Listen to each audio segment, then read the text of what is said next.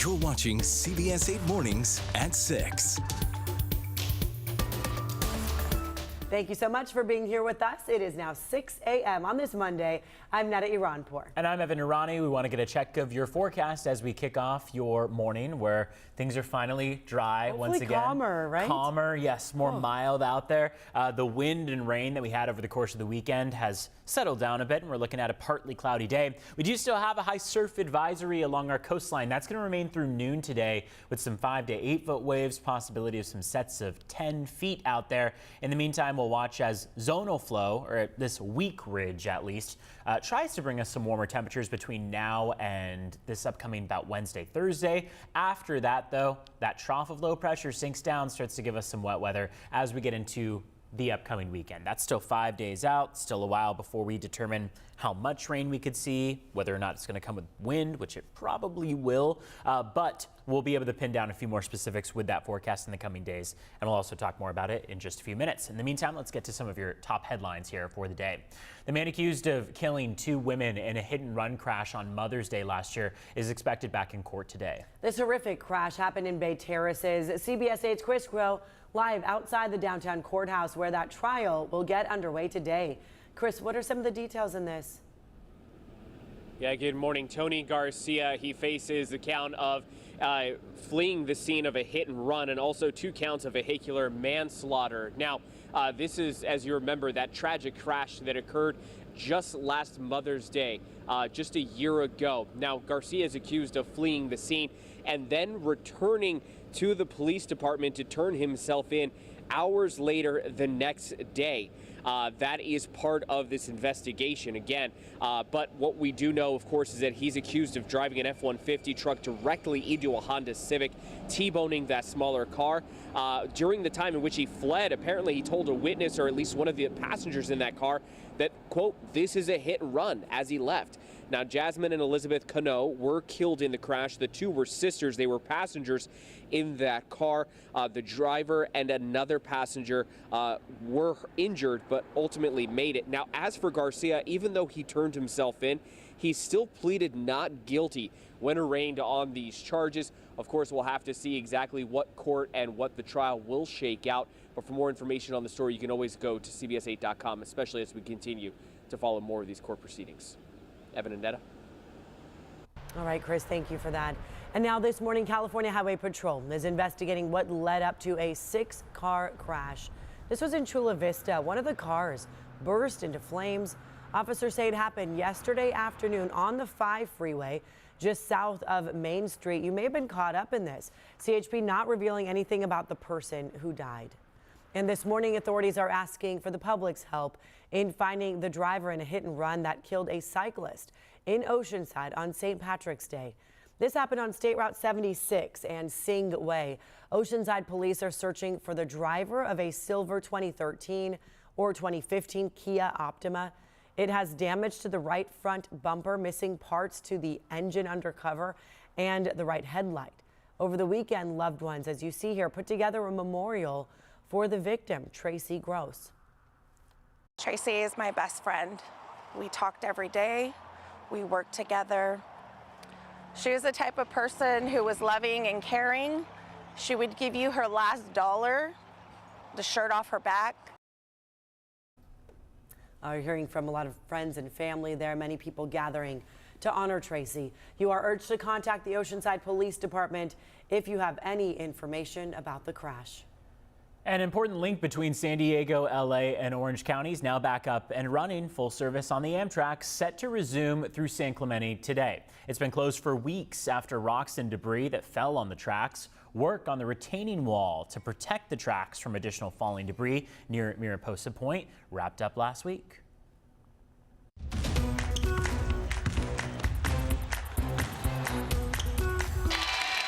Final few seconds, a very satisfying and dominating win for San Diego State. And they're back in the Sweet 16. And with that, the San Diego Aztecs, they are moving on to the Sweet 16 for the 2nd year in a row. The men's basketball team beat the Yale Bulldogs in the 2nd round of the NCAA tournament. Exciting stuff for them, right? Yeah, look at that. Good stuff. Good to see this happening. Yeah, nice end of the game there. So from start to finish, the Aztecs dominated the court in Spokane. So we want to send it over now to CBS 8's Jake Garriani. He traveled to Washington for the game and now joins us to explain what's next. Well, very happy Monday morning to you back in San Diego, and cue up the Dropkick Murphys. We are shipping off to Boston. The Aztecs return to the Sweet 16 after a sweet victory here in Spokane over the Yale Bulldogs. They came out of the gates red hot. A 10-0 run to start this game, went up 28-12 and later through the knockout punch. And I don't want to have recency bias or get caught up in the magnitude of the NCAA tournament, but I truly believe this was the most complete game San Diego State had played all year long. I don't think Yale has ever seen a defense like that. After the victory, we caught up with the team. And it's amazing. It's really a blessing, to be back to 16, 2 years in a row. So very excited, and we're ready to go back there and win. Yeah, I'm good, happy, man. I'm happy, man. The guys are ready for their moment. We got the first game out the way. I feel like that's the hardest game. Came out here a little bit more confident, a little bit looser. Guys were super confident. We just let it fly. It was good. The team worked real hard since, July to get here. But the job's not done. We still got more work to do. Dutch, going back to the Sweet 16, I know you've been there many times, but how's it feel this time around? It just sounds good every time you say it. We're one of 16 teams left playing in the country, so we've got a chance, and it'll be the ultimate challenge. You're basically playing a road game in the NCAA tournament, going to Boston to play UConn. It'll be packed with UConn fans, but I like the challenge. I know our kids will, and we'll be at our best when our best is required. Rematch now, national championship game, UConn in Boston. Your early thoughts on that? I can't wait. It's not often we get another chance to beat, a team that beat us. So, I can't wait. It's going to be a fun one. To be able to do it this year with the target on your back, being a reigning national champion runner-up, what does it say to be able to go back to the Sweet 16 after a run like last year? Just so we got the right kind of culture. We have kids that are about the right thing. They value winning over everything else. They put their work in, and when their moment comes, they're ready for it. You getting used to the Sweet 16 thing? Oh, yeah, I like it. I like it a lot. We got 2 more games to get back to the Final Four, though. And now we get something quite rare, a rematch of the national championship game in the Sweet 16. The Aztecs will face the #1 overall seed in the UConn Huskies, the team they lost to a year ago in the title game. That game will be out east in Boston, all but a home game for the Huskies. It will be on Thursday night out there on the East Coast. Until then, I'm Jake Garriani from Spokane, Washington. Let's go ahead and send it back to you in San Diego. Jake doing a great job there in Spokane. Thank you for that. And go Aztecs. They can take on UConn this time around. We got this. And now take a look at your screens here. This is quite lovely. The newly renovated Gallagher Square at Petco Park will be unveiled today. Padres expanding Gallagher Square's amenities like the play area.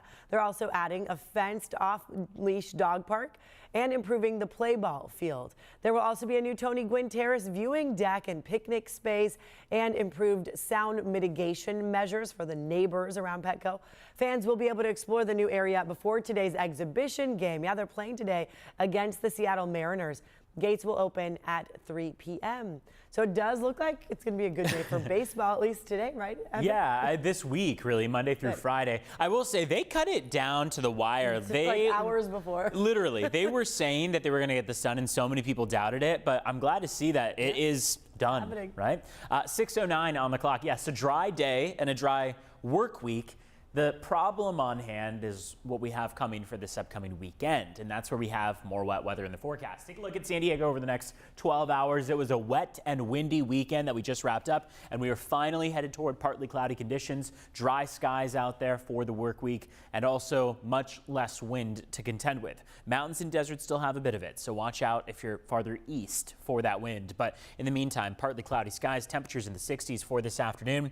Visibility is reduced towards some of our eastern valleys. We're calling you out, Ramona. You are at less than a mile of visibility right now. That's where the biggest trouble spot is. Beyond that, though, along the coast, we're doing all right. Taking a look at your rain chances today through Friday, they're minimal. Tomorrow has the best chance during the work week for rain. But if we look toward Saturday and Sunday, the upcoming weekend, that's where that chance really spikes in terms of our next trough of low pressure making its arrival. Again, Saturday and Sunday, even into Monday, is going to be the time frame, the 3-day time frame that we're pinned down. Today through Friday, though, mainly dry skies. Live look outside right now. 6:45 is sunrise. Still have another about half hour or so. And then sunset's coming at 7:04 p.m. well into the 7 o'clock hour. Remember, those days are still getting longer and longer. And it's dry out there, a little bit of haze, but not much beyond that. Temperatures out the door are a bit chilly. Ramona's in the 30s, so is Julian. Look at Julian at 34. Look at Mount Laguna and Palomar Mountain, both in the 20s to kick off the day. 26 at Mount Laguna, 29 at Palomar Mountain. If you're along the coastline, we're mostly in the 40s, but we do have some 50s toward the South Bay and downtown San Diego. Again, temperatures this afternoon are expected to reach into the 60s, so bundle up a bit this morning, and then as we get toward your afternoon hours, we'll warm up nicely closer to average, still shy of average. Let's take a look at how your roads are this morning at 6:11, and so far we have encountered one crash that could be causing some delays on your morning commute. We will take you down to the South Bay. This is in National City. We have a crash on the 5 northbound at Mile of Cars Way. This has already started to cause some backup on the northbound lanes of the 5 freeway. You can see the yellow and orange leading up to it. We're going to check in with CHP, see how much longer they're expecting this to stay in play. Let's see what your border wait times are at. In the meantime, we have a 90-minute wait right now at the San Ysidro Port of Entry. So it'll run you about an hour and a half there. It will also run you about an hour and a half at the Otay Mesa Port of Entry. So expect the same in both spots. And remember, you can always head to cbs8.com/traffic for the latest. Netta? Right, Evan, thank you for that. Still ahead here, the important deadline former President Donald Trump is facing today, and Russia in mourning following a horrific terror attack in Moscow, who is now claiming responsibility.